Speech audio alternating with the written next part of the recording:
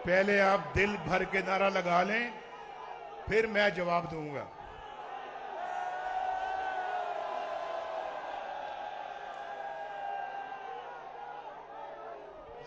सियालकोट के मेरे बहादुर भाइयों बहनों, ये कह रहे हैं कि Nawaz Sharif I love you.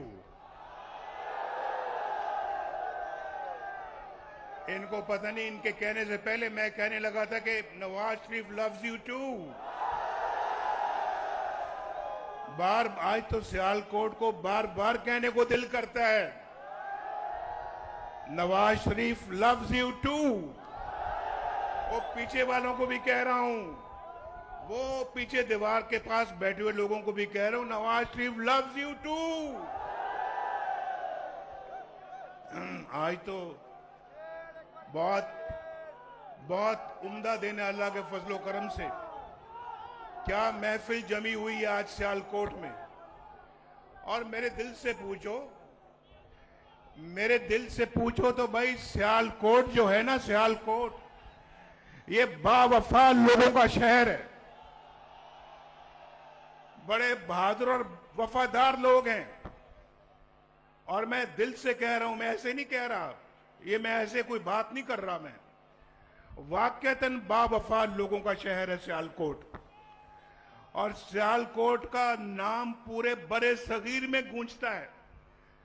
क्या पाकिस्तान, क्या हिंदुस्तान, सियालकोट हर जगह पे अपनी एक पहचान रखता है। और फिर देखें कि अगर मैंने सियालकोट को कहा है कि सियालकोट बावफा लोगों का शहर है, तो सबसे बड़ा बावफा तो ये खड़ा है मेरे साथ, जिसका नाम ख्वाजा मोहम्मद आसिफ है। अभी इसने कहा कि मेरा 25 साल या 30 साल का ताल्लुक है। भाई 34 साल का ताल्लुक नहीं है, सुन ले, ये 34 साल का ताल्लुक नहीं है, ये पिछले 50 साल का ताल्लुक है, 50 साल का, बल्कि 55 साल का। 55 जानते हैं ना कितना होता है? 55 मेरे साथ ये कॉलेज में था, कॉलेज में, गवर्नमेंट कॉलेज लाहौर में ख्वाजा आसिफ साहब मेरे साथ फर्स्ट ईयर में थे, सेकंड ईयर में थे, थर्ड ईयर में थे, फिर फोर्थ ईयर में थे। हमने इकट्ठे ग्रेजुएशन किया गवर्नमेंट कॉलेज लाहौर से। उस वक्त से ख्वाजा साहब मेरे साथ अपना ताल्लुक निभा रहे हैं। और मुझे फख्र है ख्वाजा साहब पे और इनके वालिद मोहतरम पे, जिन्होंने मेरी सियासी ट्रेनिंग की। और मुझे बड़ा प्यार करते थे। और आज भी मुझे वो वक्त याद है। वो हर महीने में कम से कम एक दफा जरूर मुझे बुलाते थे और मिलते थे, और बहुत प्यार और शफकत से पेश आते थे। और मैं समझता हूं कि बेहतरीन इंसान थे वो, यहां पर बेहतरीन सियासतदान थे। तो आज मैं अभी बाकी भी यहां हमारे जो लोग बैठे, मैं उनका नाम लेना चाहता हूं। मैं नाम लेना चाहता हूं राणा शमीम का। राणा शमीम मेरा 1985 से भी पहले का मेरा साथी है, 1985 से पहले का। आज तक कभी उसने कभी लग्जिश नहीं आई। और मुझे फख्र है अपनी उनके साथ दोस्ती का। अरमगान सुबहानी हमारा बेहतरीन साथी है। और इनके वालिद मोहतरम, इनके ताया मोहतरम से मेरा ताल्लुक चला आ रहा है 1985 से भी पहले का।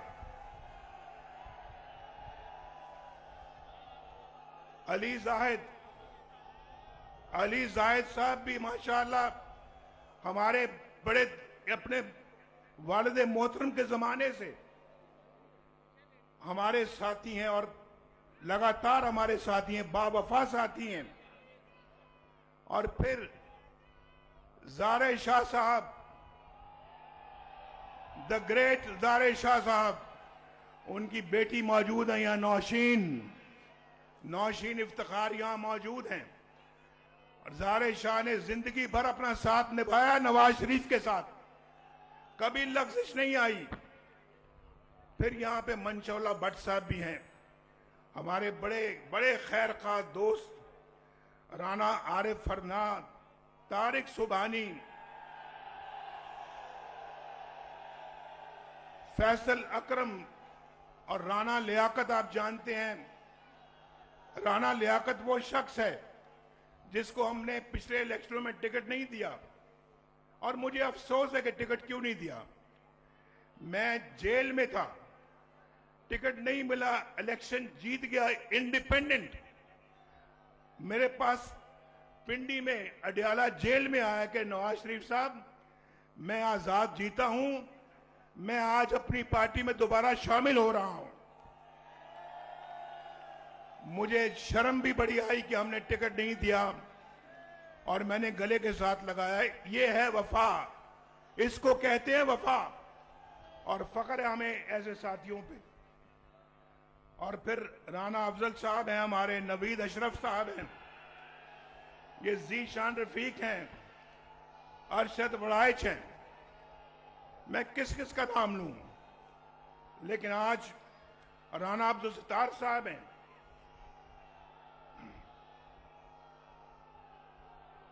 माशाअल्लाह लगता है कि आप अपना उनके हलके से आए हुए हैं।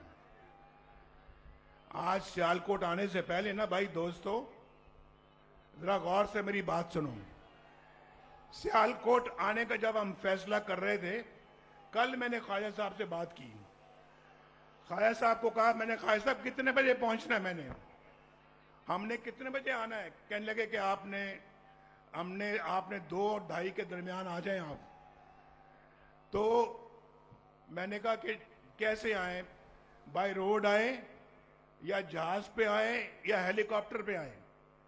3 ऑप्शन थी हमारे पास। भाई आप जरा पीछे हो जाए भाई, देखे ना, नवाज शरीफ हमेशा अपने अवाम के मसले हल कराता है। तो मैं ये कह रहा था आपसे,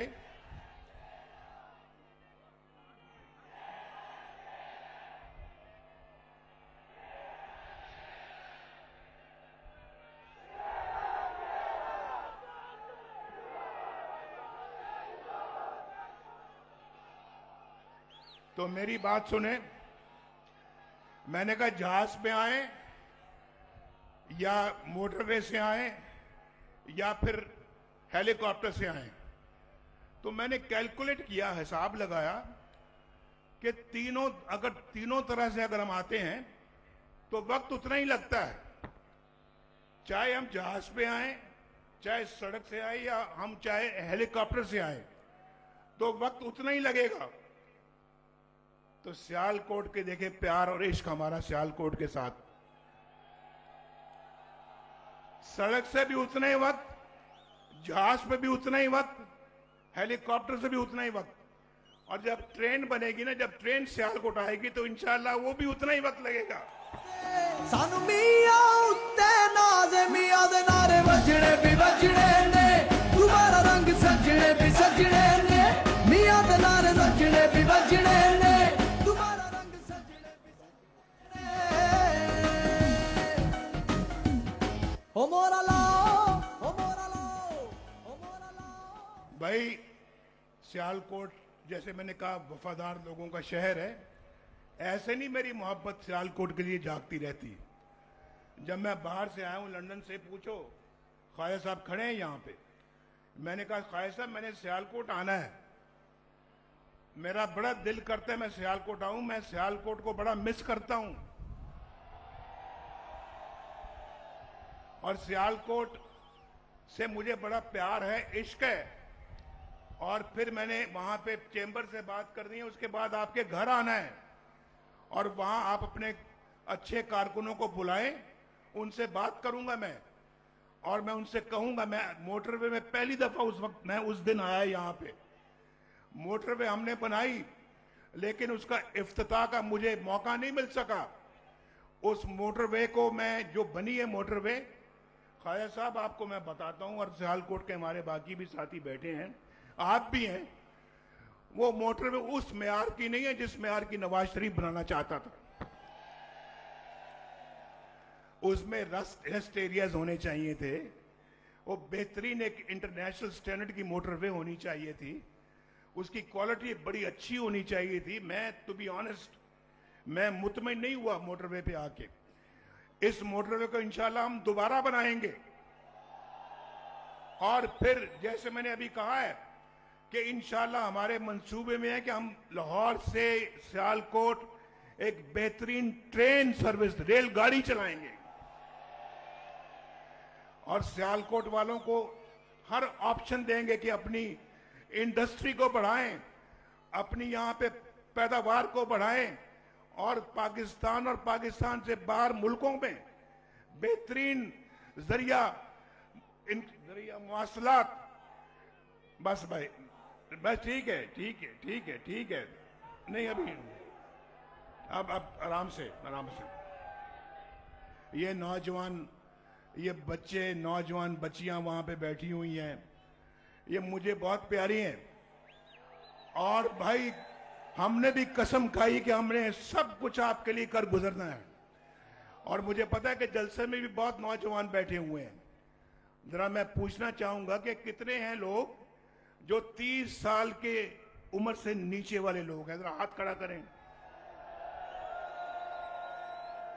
ये कौन कहता है, कौन कहता है कि यूथ मुस्लिम लीग नून के साथ नहीं है? कौन कहता है कि यूथ हमारे साथ है? ये बताओ यार, एक दफा फिर जरा हम सबको दिखाओ। 30 साल से कम उम्र वाले हाथ खड़ा करें। ये तो सारा जलसा ही 30 साल से कम उम्र वाला है। सियालकोट वालों, यूथ इंशाल्लाह, मेरी बात सुनो, आप मुस्तकबिल के मेहमान हो।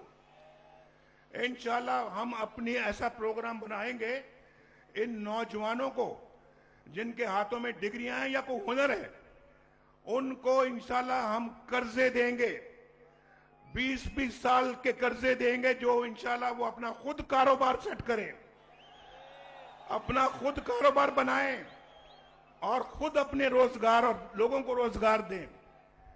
हमारा मंसूबा है कि इंशाल्लाह आपको अपने पांव पे खड़ा करना है। हमने अभी शहबाज शरीफ साहब ने आपसे कंप्यूटर, लैपटॉप की बात की है, और आपसे टेक्नोलॉजी की बात की है, इंफॉर्मेशन टेक्नोलॉजी की बात की है, आईपैड की बात की है।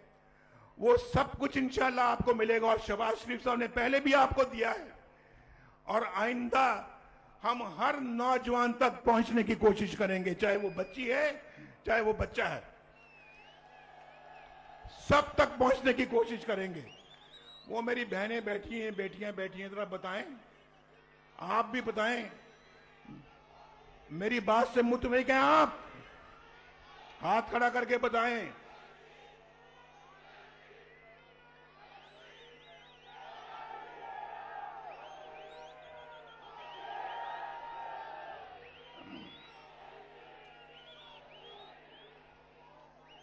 भाई,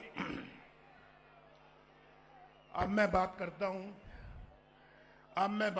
मुझे बहुत, जब मैं आज, अब मैंने कहा है कि आज सियालकोट में आया हूं, आपको देख के बड़ी खुशी हुई है, बहुत खुशी, वाकई दिल बहुत खुश हुआ है।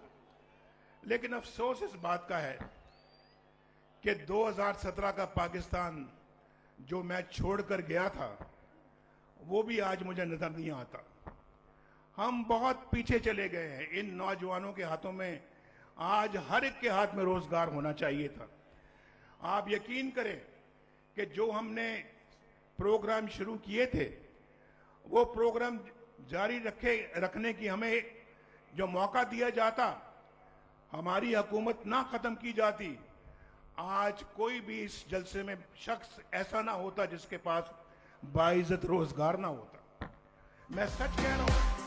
आओ दिल से संभालो, ये मुल्क बचा लो, अल्लाह के फजल से, अल्लाह के करम से, मुश्किल से निकालो, मुश्किल से निकालो, ये मुल्क बचा लो। आज देखें ना, आप अंदाजा करें, आज मैं ये बात कहता हूं, सबको बताने के लिए कहता रहता हूं मैं, और कहूंगा, नवाज शरीफ रोटी 4 रुपए की छोड़कर गया था।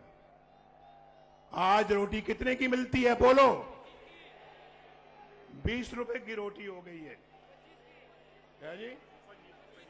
25 रुपए की रोटी है। 4 रुपए की मैं छोड़कर गया था। और पेट्रोल का रेट 65 रुपए लीटर था, और आज कितने का है? कितना जुल्म हुआ है, कितना जुल्म हुआ इस कौम के ऊपर, बताओ इसका कौन जिम्मेदार है? और 50 रुपए किलो वाली चीनी, 50 रुपए किलो वाली चीनी आज कितने की मिलती है? 150 रुपए में। ये पाकिस्तान का हाल कर दिया। और फिर 1000 जिसका बिजली का बिल आता है, आज कितना आता है?